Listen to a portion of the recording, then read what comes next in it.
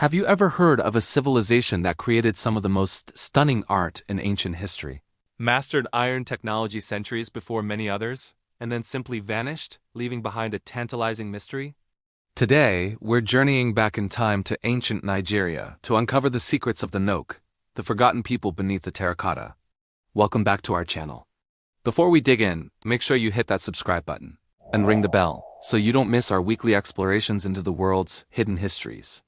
Now, let's get started. Picture this. It's 1943. A tin miner working near the small village of Nok in central Nigeria unearths a peculiar clay head. He takes it home and uses it as a scarecrow in his yam field for a year. Little did he know, he was holding a key to a lost world. This artifact, and thousands like it discovered since, belonged to the Nok culture, one of Africa's earliest and most enigmatic civilizations. They flourished for over a millennium, from around 1500 BCE to 500 CE, and left behind an artistic legacy that continues to baffle and inspire us. The most famous legacy of the Nok is, without a doubt, their terracotta sculptures. These aren't just simple clay pots. They are sophisticated, life-sized human figures, heads, and animals. What is incredible is that the Nok culture represents the earliest known tradition of large-scale figurative art in sub-Saharan Africa. Think about that for a moment. While ancient Greece was still in its infancy, the Nok were already sculpting these incredibly detailed and expressive figures. Let's take a closer look at the art itself. The style is unmistakable. The figures often have elongated heads, elaborate hairstyles, and distinctive triangular or D-shaped eyes with perforated pupils. Their mouths are slightly open, as if they are in the middle of speaking or singing. These aren't just generic faces. They seem to portray individuals, each with their own unique character. Some scholars believe they might be portraits of revered ancestors, kings, or priests. Others suggest they were used in religious rituals, perhaps as charms to ensure fertility, good harvests, or protection from illness. The sheer quantity and quality of these sculptures suggest a highly organized society with specialized artisans who dedicated their lives to this craft. They were masters of their medium, firing these large, hollow figures at high temperatures without them cracking a feat that requires incredible skill and knowledge of clay properties. But the Nok were not just brilliant artists. They were also technological pioneers. Archaeologists have found evidence of iron smelting furnaces at Nok sites that date back to at least 600 BCE and possibly even earlier. This is a huge deal. It places the Nok among the earliest iron-working societies in West Africa, transitioning directly from the Stone Age to the Iron Age without a Bronze Age in between. This technological leap would have given them a massive advantage. Iron tools would have made farming more efficient, allowing them to clear dense forests and cultivate more land. Iron weapons would have made them formidable warriors and hunters. This technological prowess likely fueled the growth and complexity of their society, enabling them to support a large population and a class of specialized artisans who could focus on creating those beautiful terracotta figures. So we have a society with advanced art and technology. But here's where the mystery deepens. The Nok left behind no written records. Zero. Everything we know or think we know about them is pieced together from the archaeological evidence they left behind. It's like trying to complete a massive, complex puzzle with most of the pieces missing. This lack of writing means we can't know for sure what they called themselves, what language they spoke, or what their beliefs truly were.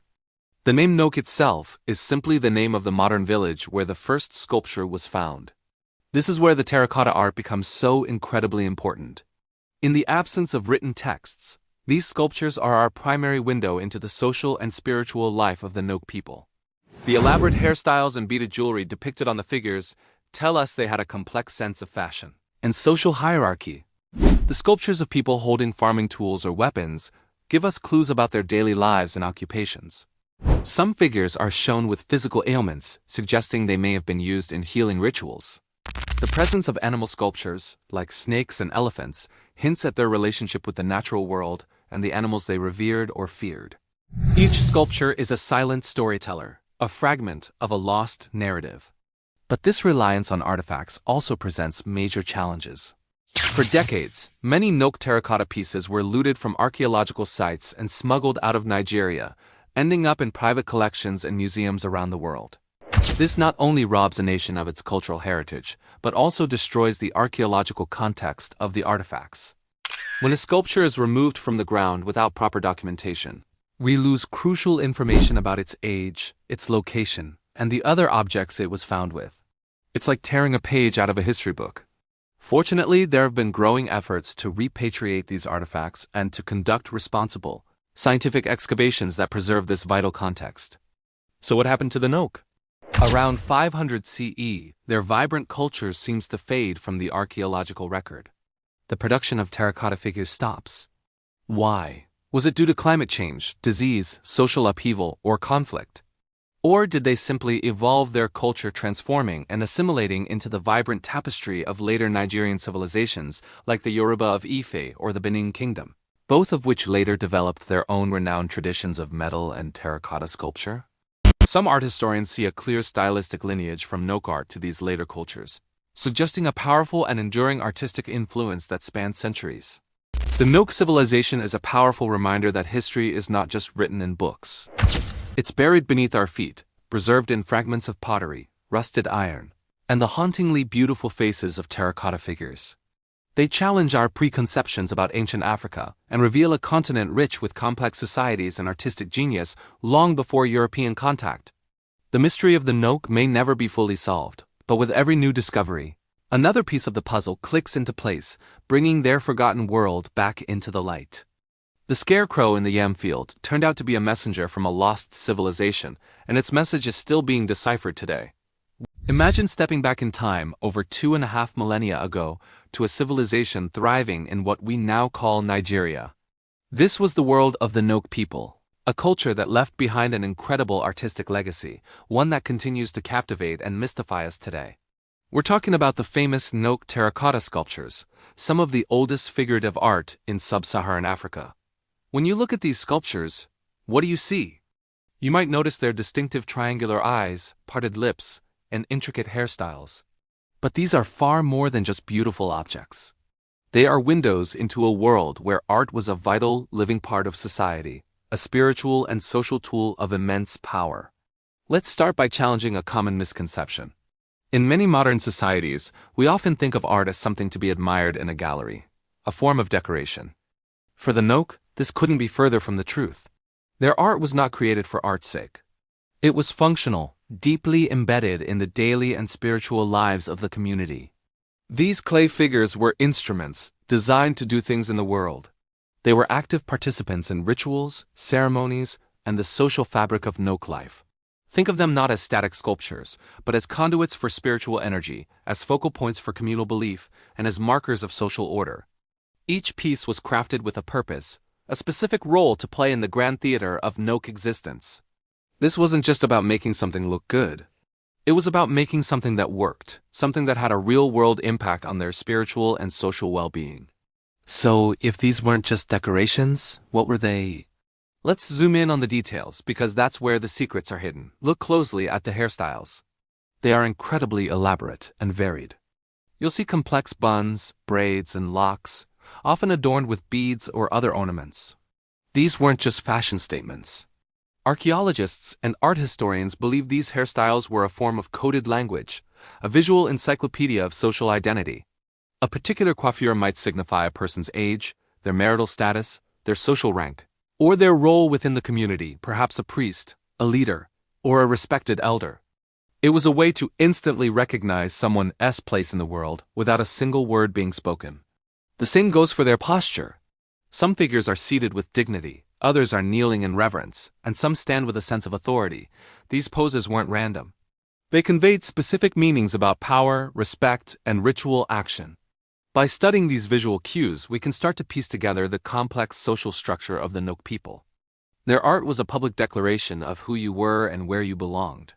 Now, let's venture deeper into the spiritual realm. What role did these figures play in Nok beliefs? While we don't have written records, the evidence strongly suggests they were central to a number of important spiritual practices. One leading theory is that many of these sculptures represented ancestors.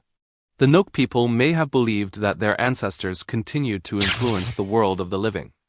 These terracotta figures could have served as shrines, physical vessels where the spirit of an ancestor could reside. Families would make offerings to these figures, seeking guidance, protection, and blessings. It was a way to maintain a tangible connection with their lineage, to honor those who came before and ensure their benevolent influence over the community's fortunes, from a good harvest to the health of their children. Another possibility is their use in ritual initiations. Imagine a young person on the verge of adulthood. Their transition might have been marked by a series of ceremonies designed to teach them the traditions and responsibilities of their community. These sculptures could have been used as teaching tools during these rites of passage, representing spirits, deities, or founding ancestors whose stories held important moral and social lessons. The figures would have made the abstract concepts of their cosmology tangible and real for the initiates, helping to solidify their understanding of the world and their place within it. The act of creating, using, and even bearing these figures could have been part of these powerful, transformative rituals that bound the community together across generations. Then there's the idea of spiritual negotiation. The ancient world was often unpredictable. Drought, disease, or conflict could strike at any moment. For the Nok, these terracotta figures may have been a way to communicate and negotiate with the spirit world. Perhaps a figure was created to appease an angry deity, to request a successful hunt, or to ward off malevolent forces. They were intermediaries, silent diplomats between the human and spiritual realms. By creating a representation of a spirit or an ancestor, the Nok people could give it a physical form, a focal point for their prayers, offerings, and pleas. This wasn't about passive worship. It was an active, transactional relationship. The art was a tool for managing the unseen forces that govern their lives, a way to try and bring balance and prosperity to their world. Ultimately, what we see in Nok art is a profound philosophical inquiry into what it means to be human. These sculptures are not just portraits of individuals. They are expressions of a collective worldview. They raise fundamental questions about life, death, and the afterlife. What is a person? Is it just the physical body, or is it a combination of flesh, spirit, and social identity? The very act of creating these figures suggests a belief that a person's essence could be captured and preserved in clay and fire. The parted lips, a common feature, almost seem to suggest the act of speaking, of breathing life, or perhaps receiving a spiritual message. They hint at the importance of the life force, of the connection between the physical and the ethereal. These sculptures explore the nature of community, the ties that bind people to their families, their ancestors, and their leaders. They are a testament to the idea that an individual's meaning is found within the larger social and spiritual web. When we look at a Nok head, we're not just looking at a face from the past. We are looking at a culture grappling with the same big questions we ask ourselves today. Who are we? Where do we come from? And what is our purpose? Through clay and fire, the Nok people gave form to their answers, creating an artistic tradition that speaks not just of their time, but of the enduring human quest for meaning. Their art is a powerful reminder that for millennia, humanity has used creativity not just to decorate the world, but to understand it. So the next time you see one of these incredible terracotta figures, remember what you're truly witnessing. You're not just looking at a piece of ancient pottery. You're seeing a spiritual instrument, a social document, and a philosophical statement all rolled into one. You're seeing a tool for connecting with ancestors, for initiating the young, and for negotiating with the spirits. You're seeing a culture's profound exploration of identity and meaning, expressed through the timeless medium of art. The legacy of the Nok is a powerful testament to the fact that art is, and has always been, one of the most essential ways we make sense of our world and our place within it. Ever wondered how a single invention could completely reshape a society? How one technological leap could catapult a culture into a new era, changing everything from how people ate to who held power? Today, we're journeying back in time, over 2,500 years, to West Africa, to uncover the story of the Nok culture and their revolutionary mastery of iron. This isn't just a story about metal. It's a story about how iron forged a new world. Before we dig into the fiery furnaces of the Nok, let's set the stage.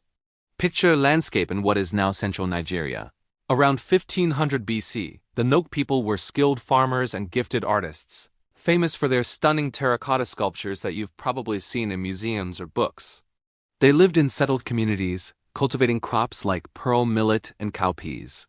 Life was stable, but it was also limited by the tools they had, mostly stone and wood. Imagine trying to clear dense forest or till hard soil with a stone axe. It's tough, back-breaking work that limits how much food you can grow and how many people you can support. But something was about to change. Something that would literally change the land itself. That something was iron. Around 500 BC, a new sound began to echo through the Noke settlements, the rhythmic clang of a hammer on an anvil. The Noke people had unlocked the secrets of metallurgy.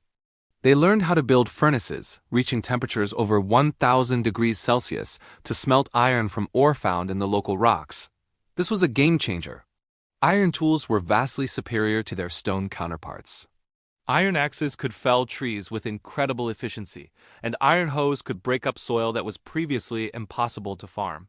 Suddenly, the Noke could clear vast new tracts of land for agriculture. They could expand their farms, producing more food than ever before. This agricultural surplus had a ripple effect across their entire society. With more food available, the population began to boom. Villages grew into larger, more complex settlements. This expansion wasn't just about numbers. It was about transforming their environment and their way of life. The forests that had once been an impassable barrier became a resource to be managed, and the land itself became more productive, supporting a larger, more prosperous population. The iron in their hands gave them the power to reshape their world. Now, one of the most fascinating debates among historians and archaeologists is how the Noke learned to make iron. For a long time, the prevailing theory was that iron technology spread from North Africa or the Middle East, a process called diffusion. The idea was that this complex knowledge must have originated in one place and then been passed along trade routes, eventually reaching West Africa. It's a logical thought, but the evidence from Noke sites tells a potentially different, and frankly more incredible story. Archaeologists have noticed something peculiar about the Noke timeline. In many parts of the world, there's a clear progression. Stone Age, then Bronze Age, then Iron Age, but in West Africa, it seems the Noke people might have skipped the Bronze Age entirely, jumping directly from stone to iron. This has led many experts to propose a truly groundbreaking idea, that the Noke may have invented iron smelting independently. Think about that for a moment. Without any outside instruction, they figured out the complex, multi-step process of extracting iron from rock. This would make West Africa one of the very few places on Earth where iron technology was an indigenous invention. It's a testament to the incredible ingenuity and intelligence of the Noke people. Whether it was diffusion or independent invention, the impact was the same. The Noke became masters of a material that gave them an enormous advantage. The arrival of iron didn't just change farming and population. It completely rewired Noke society itself. The process of smelting iron wasn't something just anyone could do. It was difficult, dangerous work that required specialized knowledge. You needed to know where to find the right ore, how to build a furnace that could withstand intense heat, how to control the airflow, and how to work the resulting bloom of iron into a usable tool. These weren't common skills. As a result, the people who possessed this knowledge, the smelters and the blacksmiths, became incredibly important figures in their communities. A new social hierarchy began to form. Smelters and smiths weren't just artisans. They were seen as holding a kind of mystical power.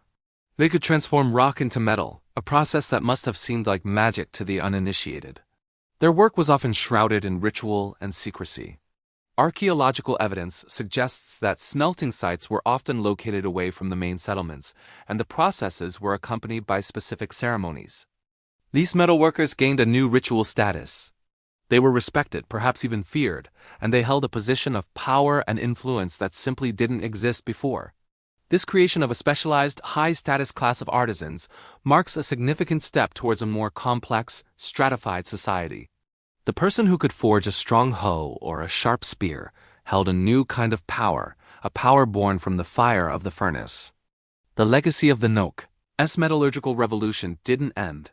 When their culture eventually faded around 200 AD, the skills and traditions they pioneered echoed through the centuries, laying the foundation for the great West African civilizations that followed.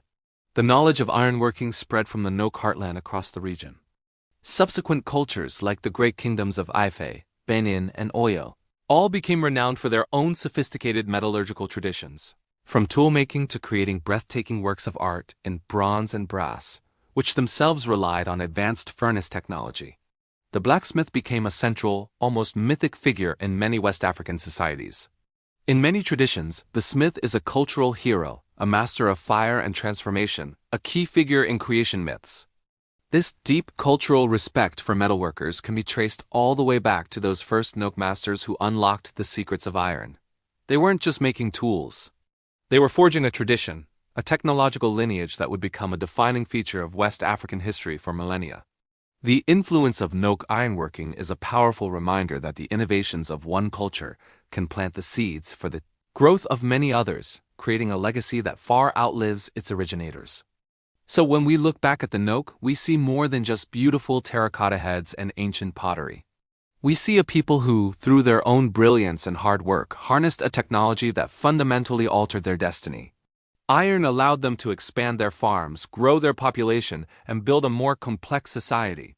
It created new social roles and new forms of power, elevating the smelter and the smith to positions of great importance. And their innovations didn't disappear.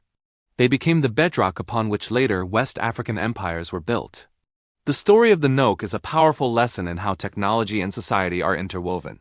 A single leap from stone to iron set in motion a chain of events that would redefine a continent. It shows us that innovation isn't just about creating a new gadget. It's about unlocking new possibilities for humanity. Ever wonder what happened to the incredible Nok culture of ancient Nigeria? The people who created those stunning terracotta sculptures that have captivated the world. For a long time, their disappearance was a mystery. We pictured a sudden collapse, a civilization vanishing into thin air. But the real story is far more complex and, honestly, much more interesting. It's not a story of an ending, but a story of transformation, driven by trade, migration, and the incredible resilience of the West African people. So, let's journey back in time and uncover the true legacy of the Nok. Before we dive in, let's set the scene. We're talking about an Iron Age culture that flourished in what is now Central Nigeria from around 1500 BC to about 500 AD. They were pioneers, among the earliest producers of iron in West Africa, a technology that revolutionized everything from farming to warfare. And of course, they were master artists, leaving behind thousands of terracotta figures that give us a rare glimpse into their world. But the Nok weren't isolated. They were part of a vibrant, interconnected world, and that's where our story really begins. Imagine a bustling marketplace somewhere on the Jos Plateau 2,000 years ago. The air is thick with the smell of roasting yams and the sounds of bartering in different languages. This was the world of the Nok. They weren't just farmers and artists living in seclusion. They were savvy traders. Evidence suggests they were part of a vast regional network that stretched across West Africa. What were they trading? Well, their iron tools and weapons would have been highly sought after. Imagine having a durable iron hoe when your neighbors are still using stone or wood. That's a game changer. They also likely traded their iconic terracotta sculptures. These weren't just pretty objects. They were packed with cultural and religious meaning. Other communities might have desired them for their spiritual power or as status symbols. In return, the Nok would have received goods they couldn't produce themselves. Things like salt, a precious commodity brought from the Sahara. Or perhaps beads, textiles, and other luxury items from distant lands. This trade wasn't just about economics. It was a pipeline for ideas. Every time a trader from another region visited a Nok village, or a Nok artisan traveled to a neighboring community, they carried more than just goods. They carried their culture. This is what we call cultural diffusion, and we can see its fingerprints all over the archaeological record. Take the art, for example. While the Nok style is unique with its triangular eyes and elaborate hairstyles, we see echoes of its influence in the art of later cultures, like the Ife and Benin kingdoms. It's like a creative ripple effect through time. This sharing of ideas wasn't limited to art. It also included symbols and belief systems. Certain patterns or motifs found on Nok pottery might appear hundreds of miles away, suggesting a shared symbolic language. Think about cosmetology, those intricate hairstyles and beaded decorations we see on the terracotta figures. These styles likely traveled along trade routes, influencing fashion and identity across the region. It's a bit like how a popular hairstyle today can spread globally through social media, but back then, the network was made of footpaths and riverways. This constant exchange created a rich cultural tapestry, with the Nok as one of its most vibrant threads. So we have a picture of a thriving, connected culture. But no civilization lasts forever in the same form. Around 500 AD, things began to change for the Nok. The climate, which had been relatively stable, started to become drier and more unpredictable. For a society built on agriculture, this was a massive challenge. Rivers may have shrunk, and lands that were once fertile might have struggled to produce enough food. This environmental pressure would have put a huge strain on their society. When your environment changes, you have two choices: adapt or move. The Noke did both. This period wasn't an abrupt collapse. It was a slow and complex process of migration and innovation. Faced with dwindling resources, family groups or even entire villages would have packed up and moved in search of greener pastures. This wasn't a single, massive exodus. It was likely a series of smaller, scattered migrations over generations. People moved south and east, following river valleys and seeking out more fertile land. As these groups moved, they took their knowledge with them: their iron smelting techniques, their farming practices, and their cultural traditions. They encountered new people and new environments, and they had to adapt. This process of migration spurred innovation. For example, they might have developed new crop varieties that were better suited to drier conditions, or new irrigation techniques to manage water more effectively. The pressure to survive became a powerful engine for change. It was a dispersion of people and knowledge, not a disappearance. This brings us to the most crucial point. The end of the Noke was not a collapse. It was a transformation. The word collapse implies failure, a dead end. But what happened was more like a river splitting into many smaller streams, each one carrying the water of the original source to new places. The Noke people didn't vanish. They became the ancestors of many of the diverse ethnic groups that live in the region today. Their cultural DNA, so to speak, was absorbed into the fabric of subsequent societies. Think back to the art of Ife and Benin, which rose to prominence centuries later. The stylistic similarities to Noke art are too strong to be a coincidence. It's thus highly likely that the artistic traditions of the Noke were carried by migrating groups and evolved over time, eventually blossoming into these new, magnificent forms. The same is true for their technological knowledge. The skill of iron smelting, which the Noke had mastered, became a foundational technology for many later West African kingdoms, enabling them to build powerful states and complex societies. So, when we look at the timeline, we don't see a sharp line where the Noke ends and something else begins. Instead, we see a gradual blending and evolution. The distinct archaeological signature of the Noke fades, but their influence persists and transforms. It's a story of legacy, not loss. The people, their skills, and their ideas didn't disappear. They spread out and became part of something new and even more widespread. Understanding the story of the Noke is about more than just correcting an old historical misconception. It gives us a powerful new way to think about the history of West Africa. It's not a simple story of one kingdom rising and another falling. It's a dynamic and interconnected web of people, trade, and ideas, constantly shifting and evolving in response to social and environmental pressures. The Noke were a critical node in this ancient web, a source of innovation and culture that fed the streams of West African history for centuries to come. Their legacy isn't just in the museums that house their beautiful sculptures. It's in the very DNA of the region itself. It reminds us that cultures are not static objects. They are living, breathing things that change, move, and transform, leaving an indelible mark on the future. Imagine a civilization so advanced it mastered iron smelting 2,000 years before much of the world, yet left behind not a single written word. This isn't a fantasy novel. This is the true story of the Noke culture, one of Africa's most enigmatic and influential ancient societies. For centuries, their stunning terracotta sculptures were all we had, mysterious faces staring out from the past. But the real mystery wasn't just who they were, but how they were remembered. What happens to a civilization that doesn't write its own history? Let's find out. The story of the Noke begins, for the modern world, not in an ancient archive, but in a tin mine. In 1928, near the village of Noke in central Nigeria, miners unearthed a beautifully crafted terracotta head. This was just the first piece of a puzzle that would take archaeologists decades to even begin to assemble. As more of these sculptures emerged, a picture formed of a society with incredible artistic skill. These weren't just simple pots.